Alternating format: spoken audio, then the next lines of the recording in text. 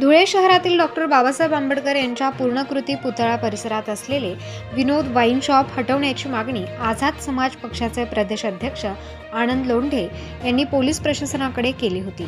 या wine शॉपमुळे doctor Babasaheb Ambedkar यांच्या स्मारकाचे पावित्र्य धोक्यात येत असून याबाबत तात्काळ कारवाई करण्याची मागणी आनंद लोंढे यांनी केली होती। 18 जानेवारीपर्यंत या दुकानाचे स्थलांतर न झाल्यास ते फोडण्याचा इशारा आनंद लोंढे यांनी दिला होता। मात्र 18 जानेवारीपर्यंत या दुकानाचे स्थलांतर न झाल्याने आज आनंद लोंढे यांच्यासह आंबेडकरी कार्यकर्त्यांनी जोरदार घोषणाबाजी करत दुकानाच्या परिसरात आंदोलन केले। यावेळी कुठलाही अनुचित प्रकार घडू नये यासाठी या भागात कडेकोट पोलीस बंदोबस्त तैनात करण्यात आला होता। यावेळी कार्यकर्त्यांनी काठ्यांच्या साहाय्याने दुकानाची नेमप्लेट फोडली असून यानंतर कार्यकर्त्यांना पोलिसांनी ताब्यात घेतले।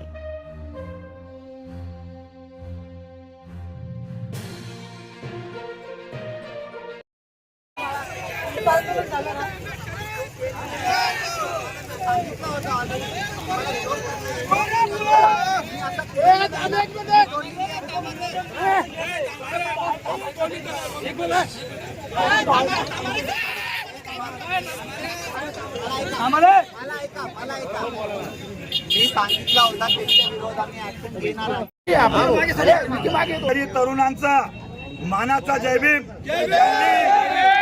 या आव्हानाला प्रतिसाद देत या जातीयवादी डॉक्टर बाबासाहेब आंबेडकरांच्या पुतळ्याला अनधिकृत म्हणणाऱ्या विनोद वाईन शॉपच्या मालकाच्या दुकानाला फोडलेलं आहे।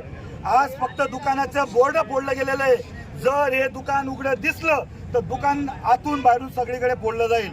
आंबेडकरी समुदायाच्या सगळ्या तरुणांना विविध पक्षाच्या संघटनेच्या आजपर्यंत जे निवेदनं दिली होती प्रशासनाने त्या बाबतीमध्ये अत्यंत सैल भूमिका घेतली होती, त्याचा आम्ही तीव्र निषेध करतो।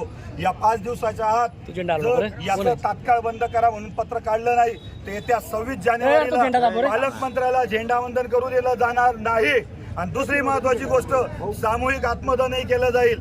बाबासाहेब आंबेडकरांपेक्षा, बाबासाहेबांच्या पुतळ्यापेक्षा, बाबासाहेबांच्या चळवळीपेक्षा एक विनोद वाईन शॉप जे मद्य विक्रीचं दुकान आहे ते मोठं झालंय का?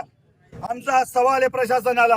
म्हणून तात्काळ या उद्रेकाचा प्रशासनाने वेळीच दखल घ्यावी आणि हे जे काही आज झालेलं आहे याला फक्त आणि फक्त श्री नरेश गलानी आणि प्रशासनच जबाबदार आहे। जय भीम।